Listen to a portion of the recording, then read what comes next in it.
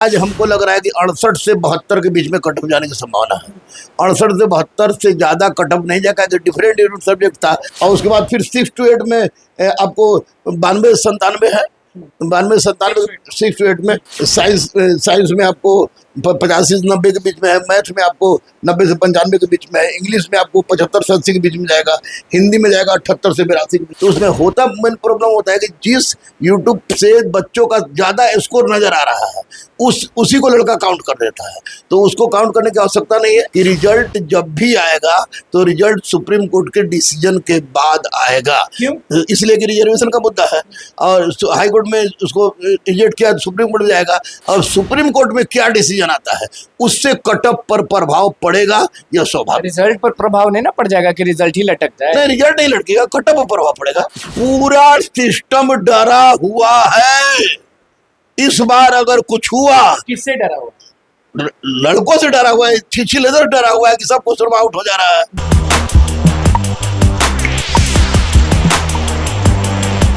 नमस्कार, मैं हूं अनुकुल तिवारी और आप वॉइस सब देख रहे थे। कि आप सब भी जान रहे हैं कि बीपीएससी टीआरई 3.0 का एग्जाम जो है वो समाप्त हुआ।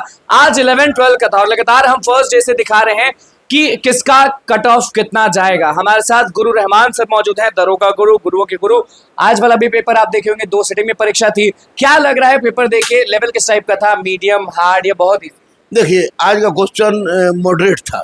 मॉडरेट क्वेश्चन और बेस्ट था, आपको एनसीईआरटी पर पूरा आधारित था। एनसीईआरटी का अध्ययन करने वाले लड़के का परीक्षा अच्छा गया है और आज हमको लग रहा है कि 68 से 72 के बीच में कट ऑफ जाने की संभावना है। 68 से 72 से ज़्यादा कट ऑफ नहीं जाएगा, डिफरेंट सब्जेक्ट था। लड़के कम है तो और सब्जेक्ट ज़्यादा है, सीट ज़्यादा है, तो ऐसी परिस्थिति में कट ऑफ आज का 68 से 72-73 के बीच में रहेगा। आप बोलते हैं कट ऑफ, तो सारे जो अभ्यर्थी है ना वो एक आस में रहते हैं कि गुरु रहमान सर कट ऑफ बता रहे हैं तो हो सकता है इतना ही जाएगा। हाँ, बिल्कुल बिल्कुल। जैसे मैंने बताया कि आपको 1 to 5 में 1 to 5 में 80 प्लस जिसका है, 80 से 50 1 to 5। हाँ, 1 to 5 में 80 से 85 के बीच में जिसका है, वो मैं जनरल की बात कर रहा हूँ। अच्छा, उसके बाद उसी हिसाब से ईडब्ल्यूएस एससी हाँ चलेगा।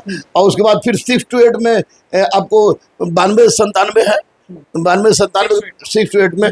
और 9-10 में आपको अलग अलग सब्जेक्ट का है, लेकिन 75 से 80 आपको होगा। सोशल साइंस में 75 से 80 है। और उसी तरह आपको देखिएगा तो आपको साइंस में आपको 85 से 90 के बीच में है, मैथ में आपको 90 से 95 के बीच में है, इंग्लिश में आपको 75 से 80 के बीच में जाएगा, हिंदी में जाएगा 78 से 82 के बीच में, 78 से 82 के बीच में जाएगा। और आज जो हुआ है परीक्षा, इसका 68 से 72-73 ज़्यादा नहीं जाएगा। लेकिन एक बात और हम आपको बता दें कि चूंकि परीक्षा हॉल में लड़का परीक्षा देता है तो परीक्षा देने के क्रम में उसकी मनोस्थिति क्या होती है, किसी छुपा हुआ नहीं, क्योंकि हम लोग भी स्टूडेंट रह चुके हैं। अब रही कि वो उसके बाद वह निकलता है तो यूट्यूब पर इतने ज़्यादा शिक्षक हो गए हैं कि वो अलग अलग क्वेश्चन मिलाते हैं, तो उसमें गलत भी होता है, सही भी होता है। तो उसमें होता मेन प्रॉब्लम होता है कि जिस यूट्यूब से बच्चों का ज़्यादा स्कोर नज़र आ रहा है उसी को लड़का काउंट कर देता है।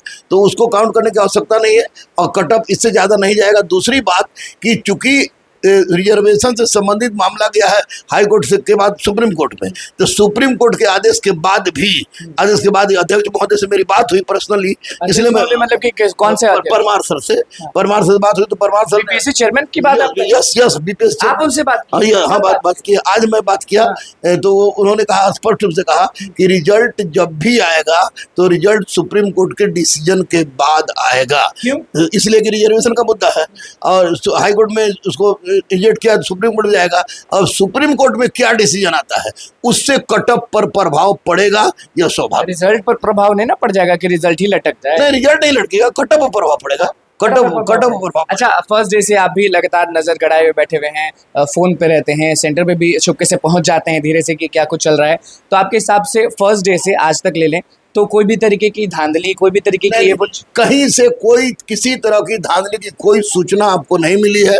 मैं स्पष्ट रूप से बता दूं कि जितने भी 27 जगह के तो कम से कम 27 किला में तो एसपी और डीएम से मेरी बहुत अच्छी कांटेक्ट है, तो उन लोगों ने भी कहा स्पष्ट रूप से, बाकी दरोगा लोगों ने बताया, सब जगह से बताया, कहीं से किसी भी दरोगा आप ही के हैं तो अपडेट ले लेते। हाँ, किसी तरह का कोई अफवाह तक भी नहीं उड़ा।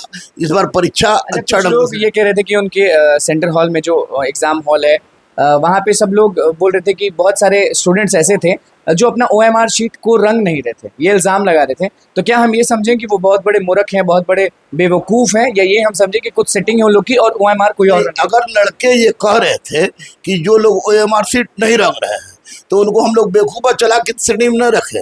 जो लड़के कह रहे हैं वो बहुत बड़े बेवकूफ़ है, क्योंकि वो उस लड़के का कम से कम वो तो नंबरिंग रख लेते, रोल नंबर उतारने का किसी भी तरह से कोई ना कोई उपाय होता है कि जिसके बारे में पता लगा है। अगर उनका रिजल्ट हो जाता है इसका मतलब कि धांधली हुई है, लेकिन अगर ऐसी बात उनका रिजल्ट नहीं होता है तो समझिए कि क्या लगता है सर कि परीक्षा के बाद डीवी होता है और डीवी इस बार शिक्षा विभाग किस तरीके से करेगी, बीपीएससी आयोग किस तरह से एक्शन लेगी, डॉक्यूमेंट वेरिफिकेशन अच्छे से करेगी, या फिर से वही हाल होगा कि जो डिजर्व नहीं करते हैं उन लोगों को दे दिया जाएगा, शिक्षक बना दिया जाएगा, फिर जो योग्य हैं वो माता पिता? नहीं, इतना छिछले अगर हुआ है इसमें, भले शिक्षक की बहुत सारी नियुक्ति हो गई, 2 लाख 3 लाख की नियुक्ति हो जाएगी। छिछले लीडर मतलब छिछले हुआ है कि कभी ये गलत कभी वो गलत, पार्ट 1.0, 2.0 और 3.0 तीनों में गुंडागर्दी हुई थी, यह मैं कहूंगा, किसी भी परिस्थिति में कहूंगा। इस बार नहीं हुई है। जो री एग्जाम होगा इसमें नहीं हुई है। तो बोलेंगे कि बीपीएससी चेयरमैन से बात कर लिए इसलिए कह रहे हैं, उनके फैन हो गए। बीपीएससी चेयरमैन के हमारे फैन कुछ हो जाएंगे, एक दिन भेंट कर ले तो फैन हो जाएंगे हम।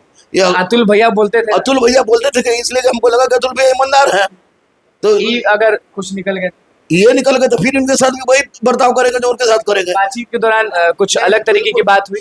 पूरा सिस्टम डरा हुआ है। इस बार अगर कुछ हुआ, किससे डरा हुआ? लड़कों से डरा हुआ है, छिछलेदर डरा हुआ है कि सब क्वेश्चन आउट हो जा रहा है। अगर इस बार कुछ हुआ तो बवाल धरल है भैया, हिंसात्मक बवाल होगा, लेकिन भयानक होगा। जहाँ भी माइक हमारा जा रहा था वहाँ पे सब लोग से हम जब पूछ रहे थे कि कहाँ से हैं भैया, कहाँ से हैं मैडम, बताइए, तो बहुत कम लोग बिहार के बोले, सारे लोग बोले कि हम यूपी से हैं, हम यहाँ से हैं, हम फलना से हैं, हम ये से हैं, हम वो से हैं। तो डोमिसाइल नीति का बाहरी जो है लोग वो तो जमकर फायदा उठा लिए, तो बिहारियों को तो दिक्कत हो गया ना। बिहारी को तो दिक्कत हुआ होगा निश्चित रूप से, क्या मैक्सिमम सीट उन पर उनका भी कब्जा रहेगा। एक टीचर की वो तैयारी अन्य स्टेट में लोग लगातार करते रहते हैं। तो देखिए, मैं अभी भी डोमिसाइल नीति का समर्थक हूँ। मैं चाहता हूँ कि डोमिसाइल नीति बिहार में भी लागू हो, और नहीं तो पूरे भारत के अंदर जहां कहीं भी हो वहां पर इस तरह कोई नीति नहीं रही हो। विधायक नेता आवाज क्यों नहीं उठा पाते हैं जो सरकार में है, जो विपक्ष में? वोट के डर से, अपना छवि के डर से कि हम क्षेत्रीय लीडर हो जाएंगे, हम राष्ट्रीय लीडर, वोट के डर से। और इनको आवाज उठानी चाहिए, निश्चित रूप से आवाज उठानी चाहिए डोमिसाइल के मामले में, कि वो डोमिसाइल लागू होना चाहिए। अगर बिहार में नहीं है तो फिर कहीं नहीं होना। आपको नहीं लगता कि सबसे बड़ा मुद्दा बनने वाला है 1 कैंडिडेट 1 रिजल्ट? क्योंकि पहली बार में भी यही हुआ था, दूसरी बार में भी यही हुआ था, तीसरी बार में तो हालांकि पेपर लीक ही हो गया।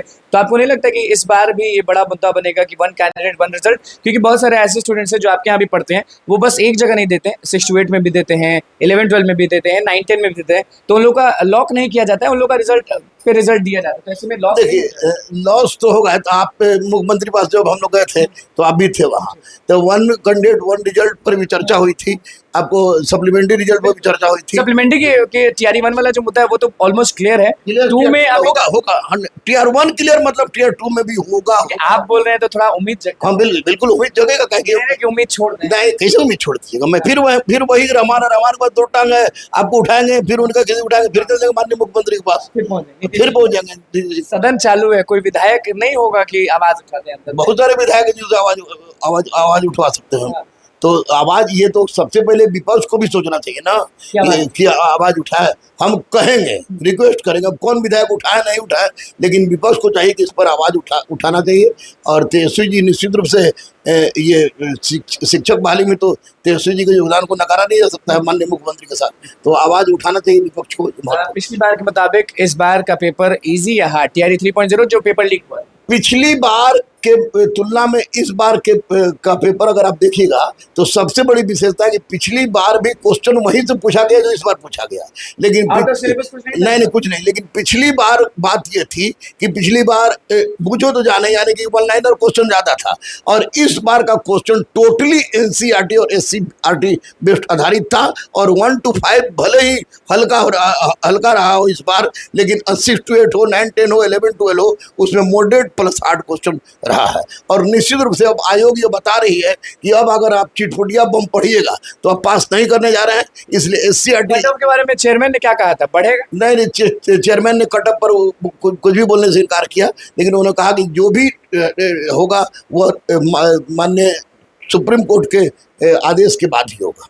चलिए, बिल्कुल देखिए, इसी बात का इंतजार था और सारे लोग कह रहे थे कि गुरु रहमान सर के पास जाइए, कट ऑफ के बारे में बताइए, वन रिजल्ट के बारे में बात करिए, डोमिसाइल नीति के बारे में बात करिए, सदन चालू है, सदन में भी कौन आवाज उठाएगा उसके बारे में क्या कुछ कहना था दरोगा गुरु रहमान सर का, तो आपने सुन लिया। अब कट ऑफ बीच बीच करके पॉज करके सुनते रहिएगा, क्योंकि आप लोग घर बैठे देख रहे होंगे अपना कि हमारा कितना जाएगा कितना नहीं जाएगा। चैनल का बता दिए, उसी हिसाब से 2 नंबर माइनस करते हुए EWS का पता कर लीजिए, सारी चीज़ों का पता कर लीजिए। हम लगातार इस मुद्दे को उठाते रहेंगे, क्योंकि परीक्षा जरूर खत्म हो गई है, लेकिन स्टूडेंट्स के जो मुद्दे हैं वो अभी खत्म नहीं हुए। One candidate one result, domicile नीति और बहुत सारे मुद्दे हैं जिसको लेकर हम लोग सामने आएंगे। और अगले महीने तो आप भी जान रहे हैं कि पुलिस भर्ती परीक्षा होना है, तो बहुत सारे वीडियोस बाकी हैं, क्योंकि दरोगा गुरु रहमान पुलिस भर्ती में भी दावा किए हैं कि अपनी किन्नर बेटियों को वर्दी पहना के रहेंगे। तो बस कट ऑफ आप जान गए, अब इंतजार करिए कि कब नया वीडियो आता है स्टूडेंट्स पे शिक्षक भर्ती परीक्षा पर। तो बस हमारे चैनल को सब्सक्राइब करें, पेज को लाइक करें। धन्यवाद।